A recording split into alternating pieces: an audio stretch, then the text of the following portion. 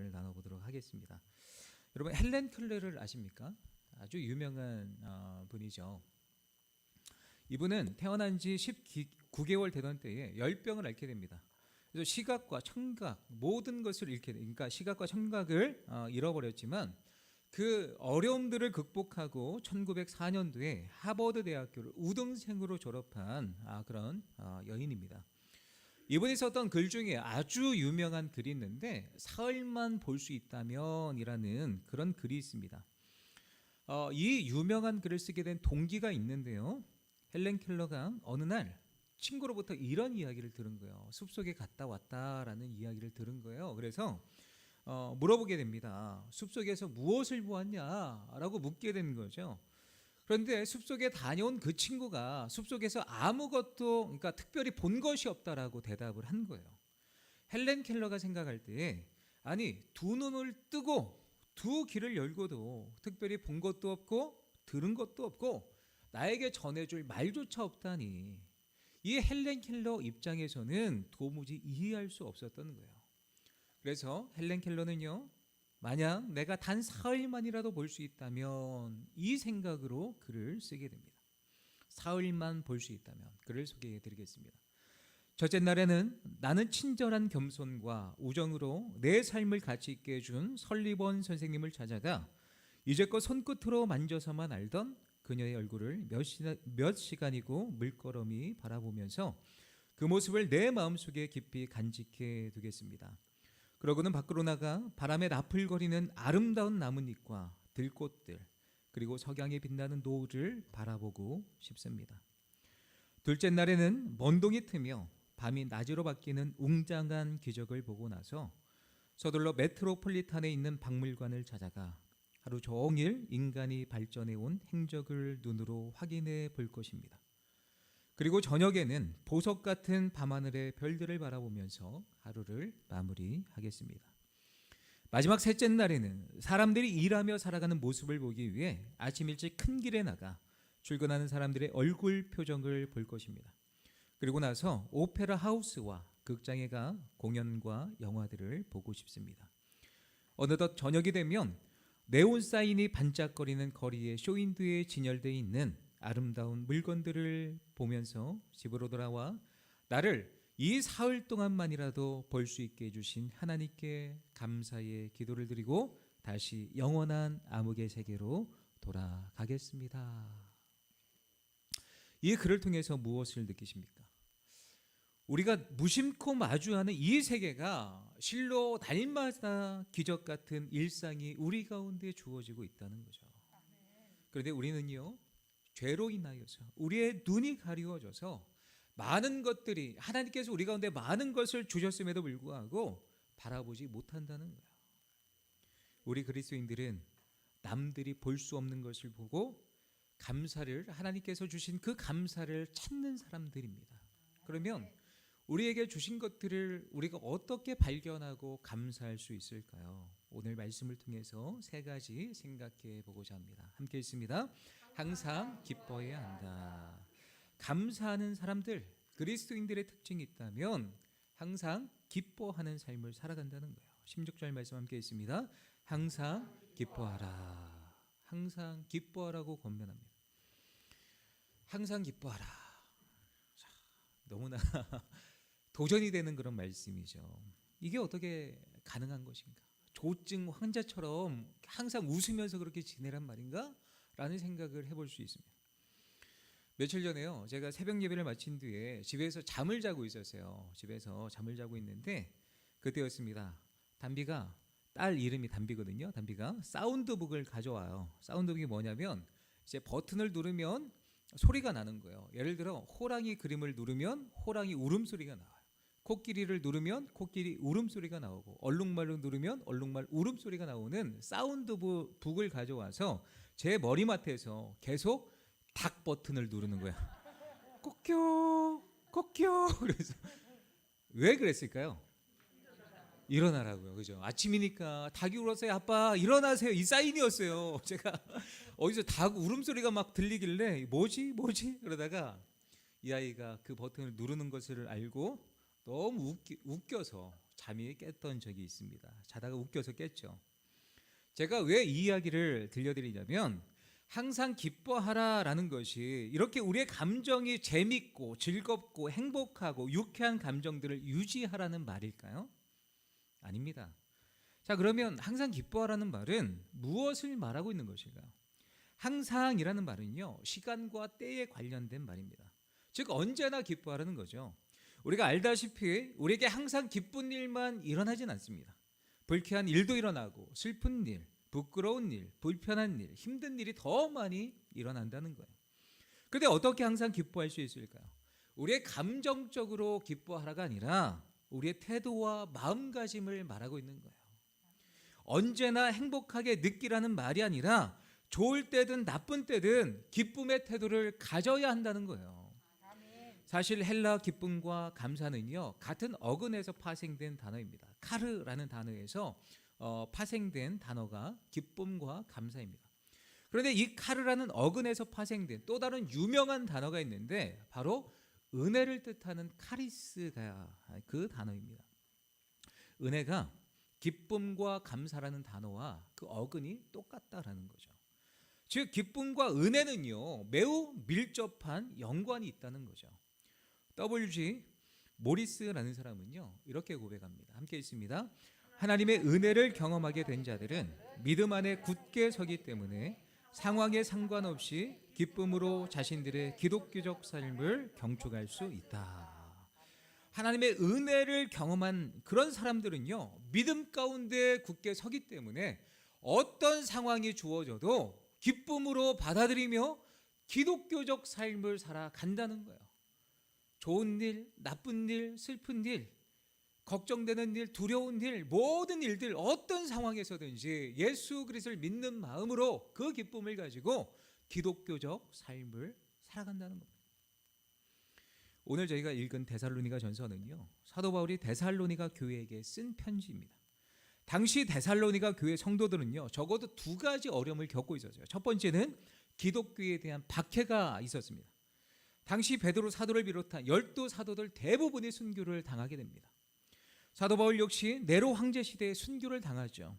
초대교회 당시 수많은 성도들이 감옥에 갇히고 매를 맞고 짐승의 밥이 되고 화형을 당하는 이 종교적 박해가 있었던 거예요. 데살로니가 교회 성도들이 종교적 박해를 당하고 있었다는 거죠. 그리고 데살로니가 교회 성도들에게 있었던 또 하나의 어려움이 있었다면 경제적 빈곤이었습니다. 일거리를 주지 않는 거예요. 이 믿음의 사람들이 할 수 있는 일들이 별로 많지가 않았다라는 거죠. 우상을 섬기고 우상을 숭배하는 그런 일들이 만연하였고, 그런데 이 하나님을 믿는 사람들에게는 정말 3D 업종, 가장 세상 가운데 열악하고 힘든 그런 직종만 입에 풀칠할 정도의 그런 직장만 주어지게 되었다라는 거죠. 그래서 부유한 사람들도 물론 있었습니다만 절대 다수는요, 가난한 성도들이었습니다. 그래서 사도 바울은 이 성도들에게 편지를 쓰면서 핍박이 있을지라도 기뻐해야 된다. 경제적 빈곤이 있을지라도 항상 기뻐하라 말하고 있는 것입니다. 그렇습니다. 핍박을 받아도 기뻐해야 합니다. 경제적인 어려움이 있어도 기뻐해야 합니다. 어떤 형편에 있든지 낙심하지 말고 절망하지 말고 기뻐해야 한다는 거죠. 원하는 일이 성취되었을 때 기뻐하는 것처럼 어렵거나 힘든 일에도 항상 기뻐해야 합니다. 원망하고 불평하지 말고 기뻐해야 한다는 거예요.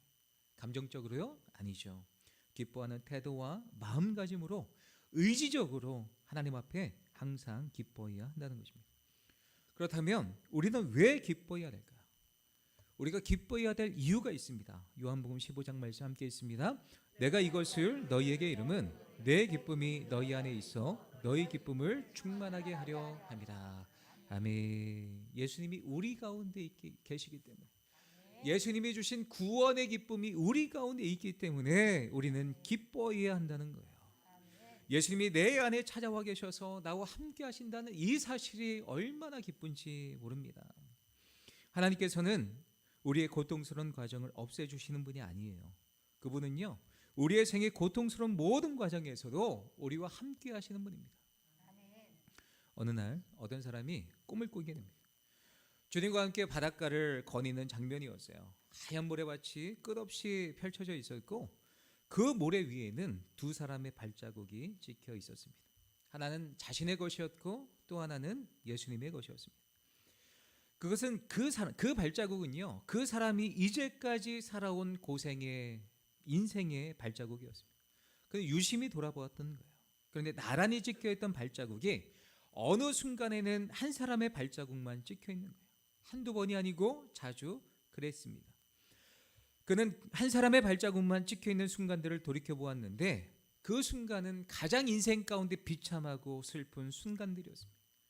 그래서 예수님께 묻는 거예요. 예수님, 제가 예수님께 제 삶을 바치고 예수님을 따르기로 했을 때에 항상 저와 함께 하신다고 약속하지 않으셨습니까? 그런데 왜 제가 가장 비참하고 슬플 때 예수님이 가장 필요로 했을 때는 주님 어디 계신 것입니까? 함께 계시겠다고 하신 주님은 저를 떠나셨습니다. 그때 예수님이 이 사람에게 말씀하게 됩니다. 얘야, 나는 널 사랑했고 너를 떠난 적은 한 번도 없었단다. 너의 비참한 때에, 고통의 때, 시련의 때, 슬픔의 때 내가 본 그 한 사람의 발자국은 바로 내 발자국이란다. 그때 내가 너를 등이 업고 걸었느니라 하신 거예요. 우리는 왜 기뻐해야 합니까? 예수님께서 우리와 언제나 어떤 상황에도 함께 하시기 때문입니다. 우리의 삶에 상황적으로 기뻐할 수 없는 그때에도 가장 비참하고 슬퍼할 만한 상황이 찾아왔을지라도 예수님이 나와 함께 하시기 때문에 우리는 기뻐할 수 있는 것입니다. 예수님은 결코 나를 버리지 않으십니다. 예수님이 나와 함께 하심을 믿고 기뻐하며 감사하며 나아가시기를 예수님의 이름으로 축원합니다. 두 번째로 감사하는 사람의 특징이 있습니다. 함께 있습니다.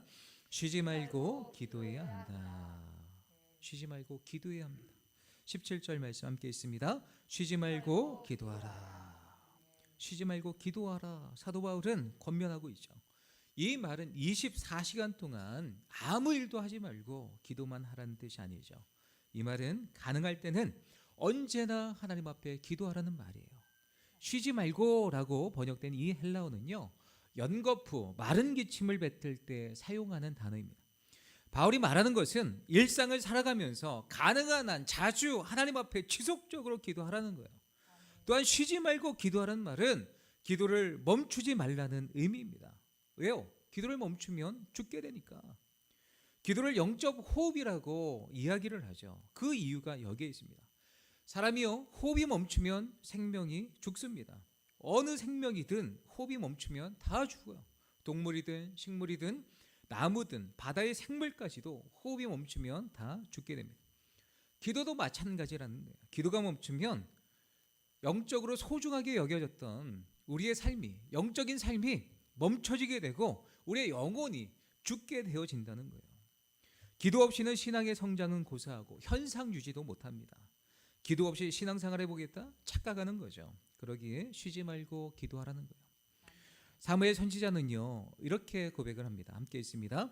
나는 너희를 위하여 기도하기를 쉬는 죄를 여호와 앞에 결단코 범하지 아니하고 선하고 의로운 길을 너희에게 가르칠 것인지.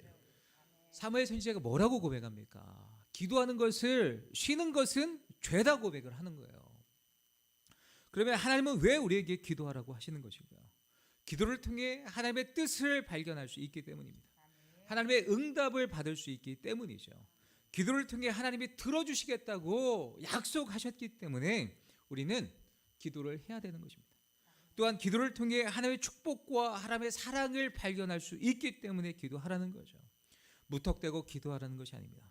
너희가 그렇게 이 약속을 믿고 나에게 구하면 너희가 찾을 것이다 말씀하고 있습니다. 함께 있습니다. 구하라 주실 것이요 찾으라 얻을 것이요 두드려라 열릴 것이니 아무것도 염려하지 말고 다만 모든 일에 기도와 간구로 너희 구할 것을 감사함으로 하나님께 아뢰라. 아멘. 이런 말씀과 같이 성경에는요, 하나님 앞에 기도를 하면 하나님이 응답해 주신다 약속을 하고 있죠. 복음서에 보면 또 사도 바울이 쓴 바울 서신에 보면 하나님이 기도에 응답해 주시겠다는 그 약속들이 얼마나 많이 기록되어져 있는지 모릅니다. 또 구약의 많은 사건들을 보면 하나님 앞에 기도를 통해 응답받은 그 사건들이 얼마나 많습니까? 아브라함, 모세, 다윗, 히스기야, 엘리야, 다니엘, 에스더 등등 얼마나 많은 신앙의 사람들이 하나님 앞에 기도했을 때에 하나님의 응답을 받게 되는지 성경을 통해 살펴볼 수 있다는 거죠. 이 장면을 통해서 하나님은 우리 가운데 무엇을 알려주시는 것입니까? 너희도 기도해라.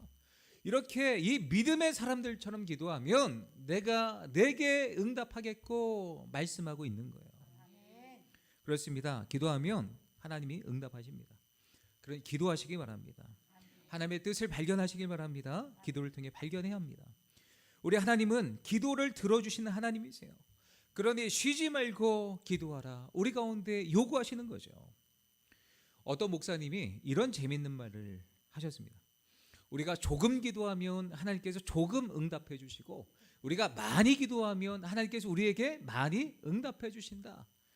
우리가 쉬지 않고 기도하면 하나님은 쉬지 않고 우리에게 응답해 주신다. 그러나 우리가 드문드문 기도하면 하나님께서 드문드문 응답해 주실 것이다. 그러나 하나님께 기도하지 않으면 하나님은 아무것도 들어주지 않으신다. 유치해 보이죠? 하나님 너무한 거 아닙니까? 유치해 보여요. 근데 정말 맞는 말이에요. 기도를 많이 해보신 분들은, 기도 응답을 많이 경험해 보신 분들은 어떤 문제가 찾아오면 즉각적으로 하나님 앞에 달려가 기도를 합니다. 왜요? 하나님 응답을 해주시니까요. 그 축복을 아니까 하나님 앞에 부르죠. 기도한다는 거예요. 그러면 기도하라는 건 알겠는데 도대체 기도와 감사는 무슨 연관이 있는 것입니까? 기도를 통해 우리가 하나님께 응답을 받게 되면 당연히 하나님 앞에 감사를 올리게 되었기 때문이죠. 다니엘이요, 바벨론 포로로 끌려가게 됩니다. 느부갓네살 왕이 어느 날 꿈을 꾸게 되죠. 지혜자들을, 박사들을 다 불러 모아놓고 이야기를 하는 거예요. 내가 꾼 꿈을 너희들이 이야기를 해. 그리고 그 꿈을 해몽을 해. 어떤 누구도 대답을 하지 못하는 거예요. 왕이요, 왕이 꾼 꿈을 알려주시면 우리가 해몽을 해드리겠습니다. 근데 이 느부갓네살은 결코 알려주지 않습니다. 야, 너희 지혜자들 내가 먹이고 입히고 너희들을 돌보아줬는데, 이때를 위해서 내가 먹여주고 입혀주고 그렇게 해줬는데 안 되겠다, 다 죽여라 라고 선고가 떨어지게 되죠. 이때에 다니엘과 세 친구가 왕의 그 어떤 이야기를 듣고 잠시 시간을 주시면 우리가 왕의 꿈과 그리고 해몽을 해드리겠습니다 이야기를 하죠. 그리고 전심으로 하나님 앞에 기도하게 되었을 때에 하나님께서 음성을 주십니다. 응답함을 주시는 거예요. 그 기도의 응답을 듣고 다니엘은 이렇게 고백합니다. 함께 읽습니다. 나의 조상들의 하나님이여, 주께서 이제 내게 지혜와 능력을 주시고 우리가 주께 구한 것을 내게 알게 하셨사오니 내가 주께 감사하고 주를 찬양하나이다. 곧 주께서 왕의 그 일을 내게 보이셨나이다 아니라. 이 포인트를 보면 내가 주께 감사하고, 왜요? 주를 찬양합니다. 왜 그랬을까요? 주께서 왕의 그 일을 내게 보이셨나이다. 하나님께서 기도 응답을 해주셨다는 거예요. 알려주셨다는 거예요. 하나님의 기도 응답을 통해서 알게 해주신 그 하나님 앞에 찬양과 감사가 나올 수밖에 없다는 거죠. 그렇습니다. 기도를 통해 하나님의 살아계심을 맛본 사람들은 다니엘과 같이 하나님께 반드시 감사하게 되어 있습니다. 기도는 감사를 여는 열쇠입니다. 쉬지 말고 기도하시기 바랍니다. 저는요, 자비량 목회를 꿈꾸며 교회 개척을 하고자 했던, 그렇게 기도를 했던 사람입니다. 그래서 막연히 꿈꾸며 기도로 준비를 하고 있는데, 예전에 섬겼던 교회에서 저보다 먼저 선임 목사님으로 섬기셨던 한 목사님이 늘 이렇게 고백을 했어요. 저는 이곳에서 담임 목사님과 5년 동안만 사역할 것입니다 라고 늘 고백을 했어요. 어떻게 보면 서운해 보이잖아요. 아니 5년 사역하고 딱 뭐 뒤도 돌아보지 않고 떠난다는 말인가? 좀 서운해 보일 수도 있어요. 그런데 그분은 하나님께서 새롭게 보여주실 그런 어떤 청빙의 자리를 놓고 5년 사역하고 하나님이 길을 열어주셔서 그렇게 청빙되는 것을 놓고 기도를 하셨던 거예요. 그리고 늘 이렇게 이야기를 했습니다. 저는요, 지금까지 사역을 해오면서 이력서를 내가 먼저 찾아서 넣어보고 지금까지 사역을 하지 않았습니다. 사람들의 어떤 소개로 좋은 교회 소개받아서 지금까지 사역지를 옮겨왔는데 청빙되는 교회도 그렇게 가고 싶다는 거예요. 어떤 사람들의 소개로 좋은 교회 소개를 받고 추천을 받고 교회에 가고 싶다는 거예요. 5년이 말씀하신 그 5년이 꽉 이제 기울어져 차가고 있는데 기미가 안 보여요. 옆에서 보면 5년 다 돼가는데 어떻게 하나님이 열어주실까 어쩔까 그 옆에서 그런 걸 보게 되는 거죠. 기적적으로 하나님께서 5년이 꽉 채워지는 그때에 길을 갑자기 확 열어주시더니 어떤 교회가 이렇게 나온 거예요. 또 소개를 받고 이력서를 넣고 정정당당하게 이렇게 설교 한 7명이 이렇게 설교를 6명이 설교를 하셨다나 그렇게 설교를 하시고 그렇게 하나님의 은혜 가운데 청빙되는 걸 제가 이제 옆에서 보게 된 거예요. 근데 늘 5년 전부터 저는 5년만 사역할 것입니다. 하나님 5년 뒤에는 하나님 길을 열어주세요. 이렇게 늘 기도를 해오셨거든요. 너무 정확하게 이루어진 거예요. 기도한 대로 5년 만에 또 소개로 그렇게 기도하는 그 과정을 제가 보고 너무 소름 돋았습니다. 아, 기도하면 하나님이 이런 기적을 또 베풀어 주시는구나. 응답을 주시는구나. 저도 개척을 하려고 자비랑 목회를 하려고 기도를 하다가 막연한 어떤 꿈이었어요. 그때부터 하나님 앞에 구체적으로 기도를 했습니다. 하나님, 개척이 하나님의 뜻이면 열어주시고 청빙이 하나님의 뜻이면 열어주세요라고 청빙을 놓고 같이 그때부터 기도를 1년 전부터 작년부터 기도를 하게 되었습니다. 그러면서 이렇게 제가 기도를 한 거예요. 하나님, 제가 청빙이 되면 제가 기성교회에 청빙되고 싶은데 그 이유가 있다면 제가 자유로운 영혼이잖아요. 하나님, 이렇게 뭐 그 어떤 틀에 어떤 그 구속되지 않으면 자유분방해서 제 영성이 무너질 수도 있잖아요. 하나님, 그래서 저 기성교회 보내주세요. 하나님. 그래서 이제 청빙하게 해달라고 이렇게 하나님 앞에 기도를 하게 됩니다. 그리고 또 기도를 했어요. 하나님, 한 살이라도 더 어릴 때, 더 젊었을 때에 청춘을 불사를 수 있는 그런 교회를 가게 해달라고 기도를 했습니다. 그래서 그렇게 기도하던 중에 올해 4월 달에 홈페이지 총회에 공고를 보게 되었는데 갑자기 마음이 뜨거운 거예요. 뭐 이렇게 원서도 안 났어요. 청빙 지원서도 안 났어요. 근데 너무너무 가고 싶은 거예요. 그래서 이제 청빙 지원서를 넣게 되고 기도응답 받았을까요? 안 받았을까요? 받았죠. 받았으니까 청빙돼서 이 자리에 있는 거 아닙니까? 기도한 대로 응답해 주셨어요. 기성교회 청빙이 되었고 한 살이라 젊을 때에 청빙을 하나님께 해 주셨습니다. 저는 청빙 지원서를요 태어나서 한 번밖에 안 써봤어요. 네. 더 쓰고 싶은 생각도 없는데 청빙 지원서를 태어나서 그러니까 더 나이 들기 전에 젊을 때에 하나님께서 청빙을 해 주셨습니다.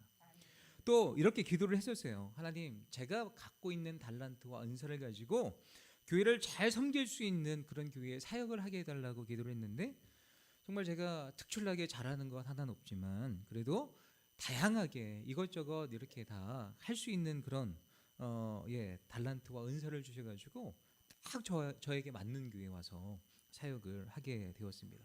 기도 응답을 받았다고 저는 믿습니다. 그렇습니다. 우리가 기도할 때 이렇게 크고 작은 여러 가지 것들을 하나님의 응답하심을 경험할 수 있다는 거죠. 기도한 사람만이 이런 기도의 능력을 맛보게 됩니다. 또 그 경험을 통해서 살아계신 하나님을 더 신뢰하게 되는 거예요. 그리고 그 하나님 앞에 더 감사로 나아갈 수밖에 없다는 거죠. 또 어떤 문제가 찾아오면 또 이 문제 기도하면 응답받아. 기도하면 하나님의 문제를 해결해 주시오. 하나님의 인도하심을 또 받게 되는 것입니다. 그렇습니다. 우리가 쉬지 않고 기도해야 될 이유가 여기에 있습니다. 하나님은 응답 주시기를 원하신다는 거예요. 근데 우리가 기도하지 않아서 아직 그 하나님의 기적을 맛보지 못한다는 거죠. 쉬지 않고 기도하시길 부탁드립니다. 그러기 위해 기도의 시간을 확보해야 되겠죠. 집에서 운전하는 차에서 기도하셔도 좋습니다. 그런데 정해진 틀을 만드시는 게 좋습니다. 새벽 예배에 나와서. 그게 안 되면 일주일에 어느 날을 딱 지정을 해서 어느 시간을 딱 지정을 해서 예배당에 와서 하나님 앞에 기도하는 습관을 들이시는 것 매우 좋습니다. 차를 타고 기도하고 집에서 기도하는 것 좋습니다. 근데 여러 가지 유혹이 있다는 거예요. 아내가 부르고 자녀들이 부르고 다른 상황이 생기고 근데 예배당에 오면 시간을 떼고 이 예배당에 와서 하나님 앞에 기도를 하면 너무나 좋습니다. 모든 것이 고요하고 하나님께 집중할 수 있기 때문에 기도의 시간을 확보해서 정해진 시간에 하나님 앞에 습관을 따라 기도하는 것 매우 좋습니다. 기도의 습관을 들이셔서 기도를 통해 하나님의 살아계심을 맛보고 기도 응답을 마음껏 누리시는 저와 모든 성도님들 되시기를 예수님의 이름으로 축원합니다. 세 번째, 감사하는 자들의 특징입니다. 함께 있습니다. 범사에 감사해야 한다. 범사에 감사해야 한다. 18절 말씀 함께 있습니다. 범사에 감사하라. 이것이 그리스도 예수 안에서 너희를 향하신 하나님의 뜻이니라. 아멘. 범사에 감사하라라는 말은요, 모든 일에 감사하라는 거예요. 하반절에 보면 바울은 모든 일에 감사해야 될 이유가 어디에 있는지 밝히고 있습니다. 이것이 그리스도 예수 안에서 너희를 향하신 하나님의 뜻이니라. 우리 가운데 일어나고 있는 모든 일들이 그 속에서 하나님의 선하신 뜻을 발견할 수 있다는 거예요. 그러니 감사해야 한다는 거죠. 모든 일에는 우리가 기쁘고 행복한 일뿐만이 아니라 불쾌하고 슬픈 일, 부끄러운 일, 불편한 일, 힘든 일, 모든 일들이 다 포함되고 있습니다. 그러면 하나님께서 우리가 모든 일에 감사하며 살기를 원하시는 이유가 무엇일까요? 그것이 우리에게 가장 좋기 때문이죠. 모든 일에는 하나님의 선하신 뜻이 있기 때문입니다. 서두에 말씀드렸던 헬렌 켈러는요, 자신에게 주어졌던 그 장애의 부분에 대해서 하나님 앞에 자신의 장애에 대한 생각을 이렇게 말하고 있습니다. 함께 있습니다. 나는 나의 역경에 대해서 죄송합니다. 함께 있습니다. 나는 나의 역경에 대해서 하나님께 감사합니다. 왜냐하면 나는 역경 때문에 나 자신, 나의 일, 그리고 나의 하나님을 발견했기 때문입니다. 나는 눈과 귀와 혀를 빼앗겼지만 내 영혼을 잃지 않았기에 그 모든 것을 가진 것이나 마찬가지입니다. 헬렌 켈러는요, 19개월 때에 열병을 앓아서 눈과 귀가 듣지 못하고 보지 못하는 그런 장애를 갖게 되죠. 그녀는요, 삶의 역경을 만난 거예요. 그런데 하나님 앞에 오히려 감사를 하고 있습니다. 자신에게 찾아온 장애와 역경 때문에 오히려 하나님 앞에 감사를 한 거예요. 왜요? 그 장애를 통해서 하나님을 발견했기 때문이죠.